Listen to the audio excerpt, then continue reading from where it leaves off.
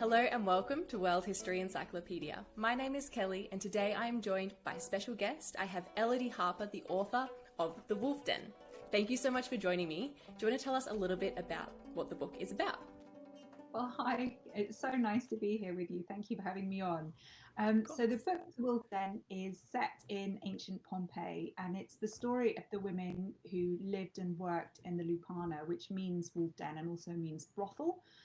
It's a building that still survives today. You can visit it. You know, the book's kind of based around that little neighborhood. And it follows the story of the five women who work there and the story of one woman in particular, Amara, and her, and basically she wants to get out of the brothel. So that's the story in a nutshell. And it makes sense that she'd want to get out of the brothel. She wants out, yeah. So for people who haven't read the book yet and aren't aware, every chapter, at the beginning of every chapter, you've got a quote from either an ancient writer or from graffiti from Pompeii.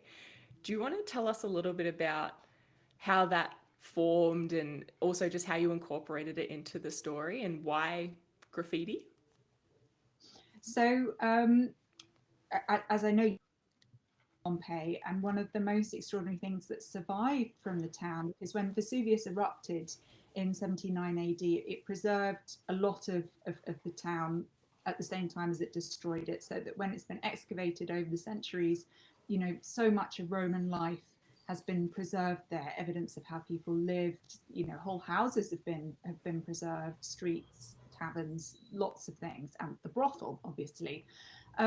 But the graffiti, you know, which is in houses and on the streets, is like a unique look at the way people spoke.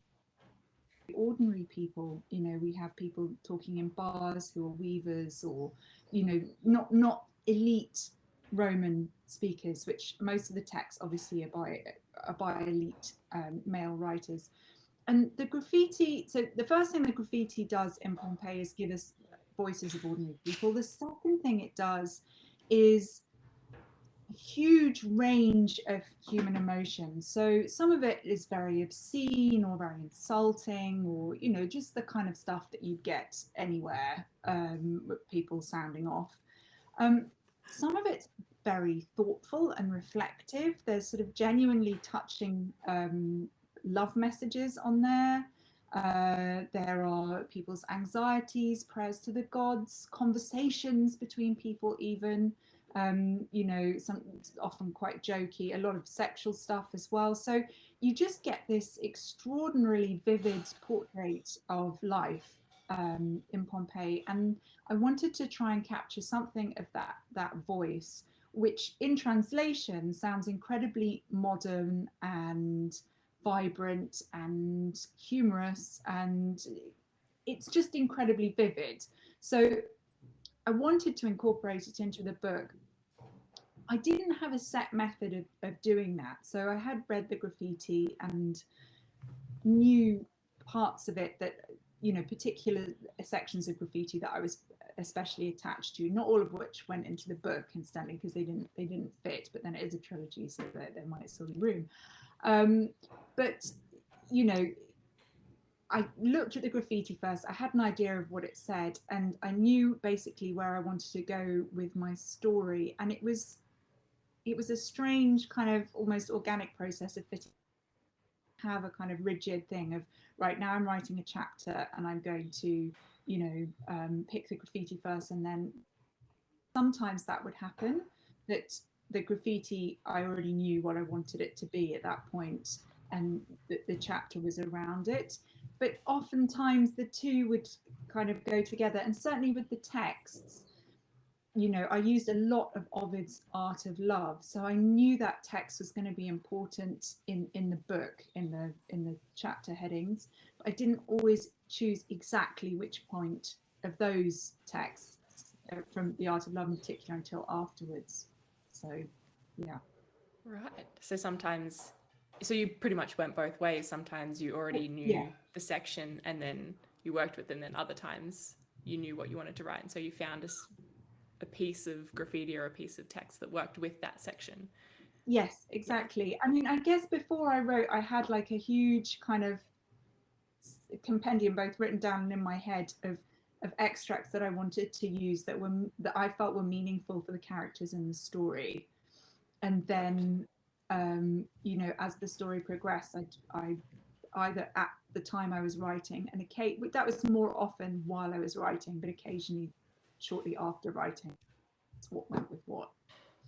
And occasionally I did write at the end, change it, because I felt actually that doesn't fit. That wasn't the mood of that chapter. So I definitely felt that the section, like each chapter, you could see the quote that you put at the start of the chapter. You could feel it permeate through the story in a way that felt really organic, but you can still pick out points from that quote that you've used in the chapter, which I think is awesome. You know, there was one section where the graffiti is about a gladiator, and it's the gladiator's got a name, and then you've called the gladiator in your story the same name. And I feel like with the graffiti, it brings you a lot closer to the ancient world, because the graffiti that some of the ones that you've added, I mean, you'd probably seen modern versions of those kinds of quotes on walls in your daily life. So I think that, did you sort of feel closer to the ancient world as you were working on this story because of these definitely quotes? And some people have said about, you know, the modern language in the book,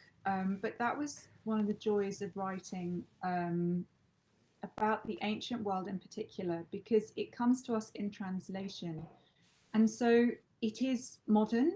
In my view, you know, if you read a decent translation of an ancient text, it's often translated into, you know, highly colloquial contemporary language, because for the people at the time, that is what it would have sounded like.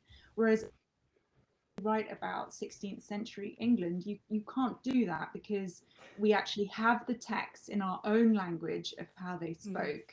And that's, I think, I mean, I have such admiration for people who pull that feat off. I think it is just a challenge to do that, and it's much easier actually with the ancient world to do that, because, you know, these are people talking about their daily lives and concerns. It's impossible for that not to suck you in to a certain extent. You know, sometimes the stuff that people say also illustrates the strangeness and difference of life back then, or there are references to things that were obviously very common for them, but, you know, aren't for us. So it's not always a way of making us feel, oh, this could have happened yesterday, but it definitely feels very immediate.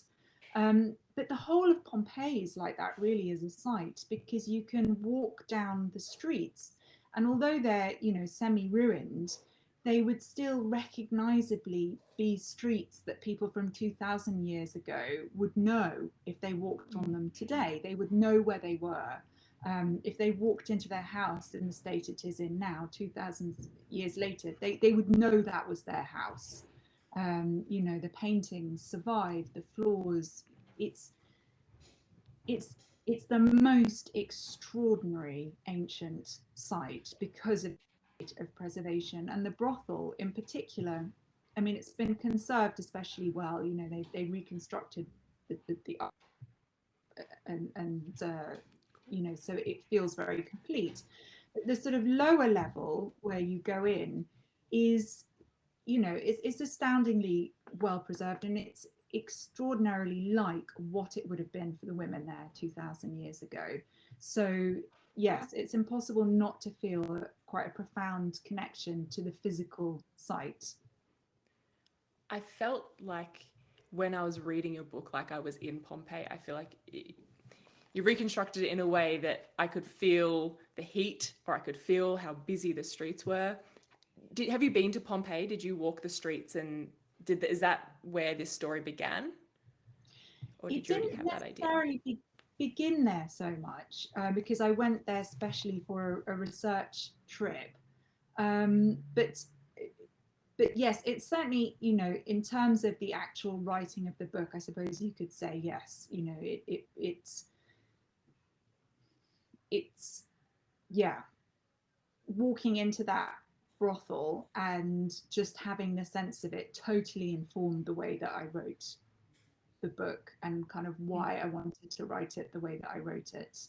And a number of days there, and yeah, I mean, being able to physically walk around the space, and, you know, both on a kind of more to pick up the atmosphere, but also just quite logistically, you know, working out what their immediate neighborhood was around the brothel. You know, there was the Elephant Inn directly opposite. There was this other tavern, which I, if it has a name, I wasn't able to find it, so I called it the Sparrow. And this little square that's there, and then, you know, where the water is. So when I described where they were walking, those were real streets I had actually walked. Wow. Yeah, so that's what I hoped to bring as well to the book. And then other times that wasn't the case. So it was in that very immediate neighborhood, but you know, not all of Pompeii has been excavated. And not all of it is in the same intense state of preservation as others. So, you know, parts of it are more ruinous than others. So even when I invented Pompeii, it was based on things that I remembered or things that I'd seen. So it was a kind of combination of that immediate environment of the brothel is extremely sort of based on the actual physical remains of the site, and then other stuff like, say, Zoilus's house or Cornelius's house. Those are imaginary places that are based on some of the grander houses that I visited. That's awesome. It must have been so great to have physical, like things you could see and walk down to inform the way you write. Honestly, it Was was it help? amazing. Was it a helpful experience? Did you ever feel like, oh, I wish that there wasn't a building there, or did you ever have that as a hindrance? No, because also, in all honesty, if ever the facts really got in the way of something I wanted to do, I did dispense with the facts. So, which sounds strange because I was so diligent about my research and it so permeates the book. And, you know, I tried 99% of the time to be absolutely accurate, but every now and then, you know, there comes a point where you are writing fiction and we just don't know how things would have been done, or they may have been done like a certain way, or it's maybe likely that they would have been done a certain way. But you can say to yourself, I think in justification, okay, but I'm going to choose to decide that X happens instead. So a couple of points where I did elaborate or change things slightly. You know, the harbour is based on a fresco of the harbour at Stabii, which is a nearby kind of resort further up the coast, ancient resort, obviously. So there's a fresco in the museum at Naples that shows what an ancient harbour along that part of the coastline looked like. You know, it's only like a mile or so away from Pompeii, which at that point would have been a proper port, so much closer to the sea. So, you know, I tried to base it on that. It's quite an impressionistic sketch. But then I just thought, I want to put a giant column of Venus in the sea, you know, Do it. as the lead up. You know, we know there's the Colossus of Rhodes. Obviously, it wouldn't have been anything that spectacular, or we would have heard about it. But I thought, it's okay. I'm going to have a column of Venus to sort of underline to the modern reader, this is Venus's town, which it was. She was the patron deity of Pompeii. So that was, you know, I stuck it in there. We have no evidence such a thing existed. I just invented it. And That's in the right. necropolis, which I described later, you know, I deviated slightly at a certain point from what a necropolis would look like, but it was still had elements of what we know was there. So I only feel like I have to say that in case people read this book thinking absolutely everything is exactly as it was in the ancient world, and ultimately, you know, it's fiction. So I mean, yeah, fundamentally, the book is a story of fiction. I mean, you're allowed to have a creative license. And I mean, when I was reading it, I've obviously seen images of Pompeii. But for example, when you mentioned the Venus statue in the water, I just took it as, you know, that doesn't seem out of place. It's not like you've added things in that don't feel like they belong. But no, I thought that the Venus statue was such a good idea. And I didn't know that Venus was the patron deity of Pompeii. And I really enjoyed reading about the Vinalia. That was such a fascinating festival, and I was not aware of that.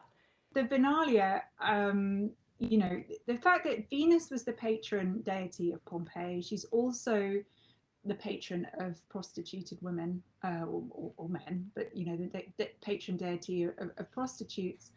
and of love and sex and, you know, all these things. And prostitutes were able to participate in certain public festivals in the ancient world. So although it was a very stigmatized way of life in some respects, you know, it was also accepted as part of life. So the fact that women could for a day, but there was the Vinalia, there's also the Floralia with two in particular ceremonies, one for Venus, one for Flora, that prostituted women could take part in. I wanted to reflect that in my book because I felt like for the women in my story, this would be really important. And I sort of built that. We've got Ovid wrote a whole book about how Roman festivals were celebrated, including the Vinalia. So we have some evidence. I mean, it's quite fragmentary and hard to piece together. So I combined that with, there's a picture in a fresco in Pompeii of people carrying a god on a platform in some kind of religious festival. And I also thought about, you know, Catholic celebrations of the Virgin Mary that still take place in Southern Europe, and combined all of those things to create my own imaginary version of the Vinalia of what it might have been like. So yeah, that was a really crucial scene in the book, both in terms of how I reimagined Pompeii, but also in trying to convey to people that yes, the women were prostituted and had incredibly hard, difficult, and stigmatized lives, but they were also part of their community in a very particular way, and in a way that is very unfamiliar to us. This idea that there would be a public kind of parade and celebration of prostitutes advertising themselves. And, you know, I could have gone into more sort of detail on the stuff, but I just wanted to give an impression of that. You know, this whole book is sort of focuses on how these women don't own themselves, they don't own their body, they don't own anything, and yet they have this time where they can just be out in the open, walk with all these other women that are in exactly the same position that they are, and they know exactly how they feel. And I feel like you almost feel a tiny bit of hope for them as a little, I guess they're like a little family, aren't they? Your main five women, you sort of feel such a different, yeah, it's just a different feeling than the rest of the book. And I feel like the bond between the five women is such an important aspect of the book, and they're all so different. And so I wanted to ask a little bit about your five women. And so where did they come from? Are all of their names from graffiti? So Cressa, Berenice, and Victoria are all real names from the brothel in Pompeii. So we have graffiti that they either wrote or was written about them. And Victoria in particular, she writes about herself in a very particular style. She calls herself Victoria the Conqueress, which if you read the book is exactly in keeping with her personality. Definitely. Amara and Dido, who are in many ways the sort of, Amara in particular, but also Dido, they're the major characters in the book. And I chose them names that I particularly wanted to fit with their characters. So Amara has a name that's given to her by Felix, which I'm not going to explain the meaning behind it, but she talks about that later. So it has a very particular meaning. And given the relationship between Amara and Felix, that he's the pimp, he's also the antagonist of the story, he's her nemesis. Their relationship is very important all the way through the trilogy. So I wanted, you know, and she's very much my own imaginary character. Well, they all are, obviously, you know nothing other than the names of Cressa and Berenice and very little else of Victoria. But, you know, that was what I wanted to do with her. And then Dido, because she's from Carthage and Felix named her as well, she's from a suburb of Carthage. I didn't include this in the book in the end because, you know, I cut it, but he calls her Dido because it's almost like a cruel joke calling her the name of a famous queen of Carthage, and now she's enslaved in a brothel. It's a reflection on his personality that she would have that name. So it's quite a long-winded thing about their names, but their personalities are hugely different. And the reason that I did that is because, you know, they would not have chosen to all be there together. They would have been very randomly thrown together, no particular connections to one another whatsoever. And they would likely have had very different outlooks, feelings, and beliefs about life. So, you know, Amara, I wanted to make her in many senses an outsider, both to the life in the brothel and to Pompeii, because we see the whole place through her eyes. And, you know, she started off, she was sold into slavery when her family became destitute. That was a totally sort of normal way for people to end up enslaved. But that's where she gets her real fire from, that she wants to get out, because she has known something else and she wants to get it back. Dido has a really, you know, tragic back history in that she was kidnapped. Again, completely regular that this happened to people. You know, she's from a little suburb outside Carthage, and people living in those sorts of places were quite vulnerable to pirates or bandits sort of just grabbing them and selling them off.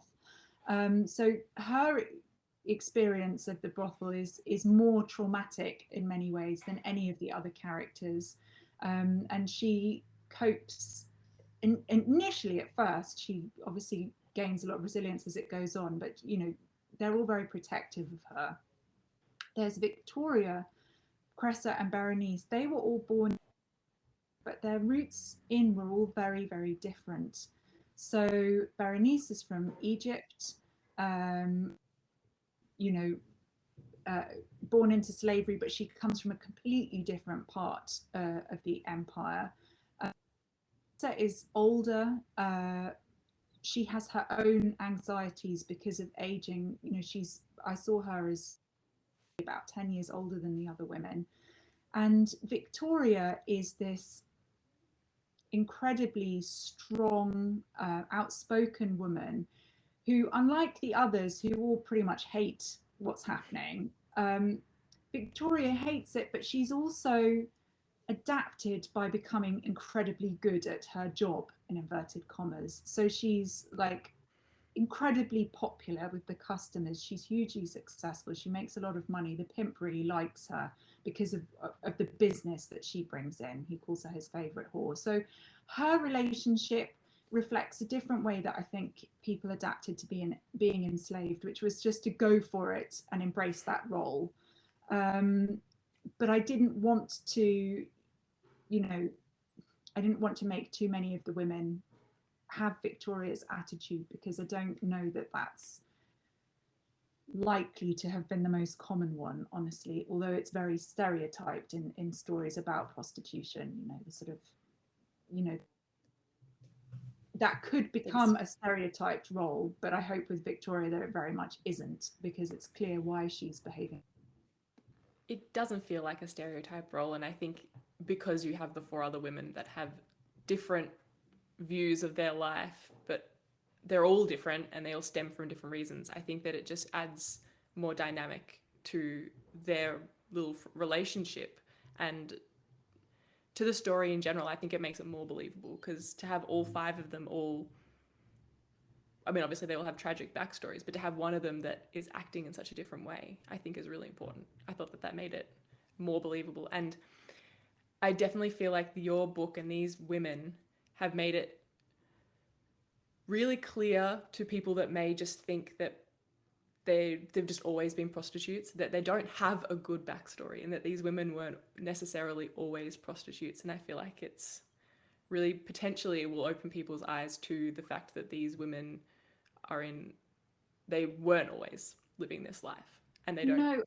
And also, one of the things that was really, really key for me writing the book was, we know it's set in a brothel. I mean, you know, the book, it's obvious. I had to dwell on the sex work. You know, I did not describe graphic scenes. You know, I didn't want that to be the focus of the story. We know that this is going on in their lives, that for some of them, you know, they've adapted and made the best of it. Others are profoundly traumatized by it. I didn't want to talk about that or write about it or dwell on it because we know this, you know, there are other ways of conveying that. What I wanted to talk about was all the other aspects of their lives. Exactly as you say, they were people, they had their own stories, their own families, you know, they grew up in different ways, their own expectations of life, their own hopes, their own relationships. You know, for them, life would not have been all about sex. They would have had their fun and enjoyment and hopes in other areas, you know, when they go out strolling around town together, you know, yeah, business, but also just to have a bit of a break when they go to the baths. And it's an all-female environment, and they can have a gossip and they can hang out, and they go to the tavern, and you know, they're friendly with the innkeeper. Not every man in this story is awful, you know, the waiter is really lovely and he's in love with one of them. And you know, it's I didn't want it to be a kind of tale of sort of you know, this is just awful. And I also didn't want it to be a kind of, oh, look at all these giggling girls, you know, neither of those two things that are the kind of cliched tropes of talking about brothel life did I want to go down. So, yeah. Because I mean, in reality, it probably would have been a combination of both. They would have still lived their lives as best as they could while still having to do this job. And you're right, you didn't show any sort of explicit detail, but you knew exactly what the characters felt and how they reacted to their job without actually having to talk about it really at all, Yes. which I thought was really wonderful, because that could potentially be a very polarizing thing to put in a book. You know? Yeah, So think that, you know, nobody should ever write like that. You know, somebody else might write it really well, so I wouldn't want to be judgy about it. But for me personally, I neither felt I wanted to write nor would want to read any very graphic descriptions of traumatic sexual activity. It just it's not for me. So that's not what I did. and for your story, you didn't need it, I don't think, No, at all. because yeah. So we've talked about the women in the book. Do you want to tell us a little bit about the main male characters? So we've probably more Felix, Paris, maybe Rufus as well. Where did they come from and how did they develop? So Felix and Paris are also names found in the brothel, and Paris in particular, who's referred to as beautiful Paris, was almost certainly, you know, working in the brothel. And although I started the novel sort of thinking of it, and it is very much from a female point of view, the thing that struck me both in the research and writing it was also how very little agency so many men also had. And Paris in particular, um, you know, he's not the most sympathetic character at all, but no, um, but he's also just incredibly, well, to me anyway, I found him very, very poignant because he's not got any of the camaraderie of the women, because both because he rejects them, but also because he just doesn't fit, because he's in such a stigmatized role as a man who has to perform sex for other men. And that surprised me too, in the sense that I had always, before sort of researching this, thought, oh, well, you know, the ancient Romans weren't homophobic. They sort of had these idealized gay relationships, but actually it's all about power dynamics in their view of sex and relationships. So the person who doesn't have power, which is automatically the woman in a male-female relationship, is always lesser. But when together outside this very kind of idealized stereotype of the kind of younger guy and the older man, the guy who has the least power is horribly kind of stigmatized. So Paris neither can have the friendship with the women and belong with them, nor can he have the respect of the other men who work in this kind of slightly gangster style brothel. So his loneliness, I felt, was quite key. And then Felix, who's the pimp, he starts off, you think he's just a monster, and he is pretty monstrous, but I really didn't want him to be that way. As the book goes on, we can see the similarities between Felix and Amara, the fact that there may actually have been some similarities in their background, which I won't spoil, but also that they're two people who have found themselves in sort of survive or die situations really. And in that case, you might have to make some pretty terrible choices and do some terrible things. And as Amara's capacity for doing things that are maybe not so nice as the book carries on, we understand that she is much, much more like Felix than perhaps either of them had grasped, and also that perhaps then that may or may not make Felix more like Amara, which makes him more sympathetic. In terms of, I would say, in terms of the relationship Amara later has with a wealthier patron who she sees as a way out, I wanted that storyline in some ways to be a kind of anti-Pretty Woman. So to interrogate whether it's ever possible, even when somebody's nice and kind of seems to be on a white horse and all the rest of it, is a relationship where one has all the power, quite literally in that case, in that he's free and she isn't, and he has the power to buy her. Is it possible for her to love him, or even know if she loves him, when what she needs from him is so huge, and what he can take from her is kind of nothing to him? I definitely feel like as the book went on, especially Felix and Amara, both the way that both their relationship and the characters separate developed so much. And you do, because I mean, I feel like they make comparisons to each other throughout the story. But even without that, I think you'd notice. And at some points, you know, I was feeling bad for Felix, and I'm like, I don't want to feel bad for Felix, but I feel bad. Oh, I'm glad you felt that. I wanted to mess with people's heads where Felix is concerned. It was very conflicting, which was so fascinating. And I think that it definitely added an extra layer to the whole story, that none of these people necessarily had a choice, regardless of whether they have the power or not. You know, and no one is all good or all bad. I think that there was a lot of morally greyness about the characters and about just the whole story in general, which I thought was important, because just because they've been sold as prostitutes doesn't mean that they're necessarily 100% good people, versus, you know, the guy who does the pimping out. Yes, not necessarily all bad. Yeah. My last question was if you can tell us anything about your other two books, since it is a trilogy. Now, obviously, if you can't, that's fine, but I thought that I'd ask. Say very little because it will give too much of the plot away, but I can say that the Felix Amara dynamic runs through as a key driver, that Amara is, you know, Amara and all the characters will return, all those left standing, and it's Amara's story. And that, I guess that's about all I can say.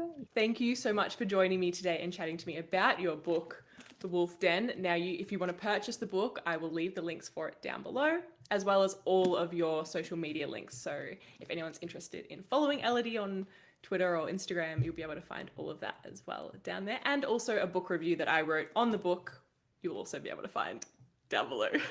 So thank you so much for joining me today. Oh, thank you so much for having me. It's been a real pleasure.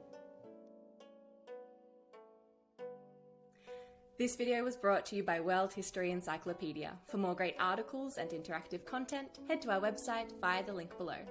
World History Encyclopedia is a non-profit organisation, so if you'd like to support our work, you can head to our Patreon via the pop-up in the top corner of the screen or via the link down below. Thank you so much for watching, and we'll see you soon with another video.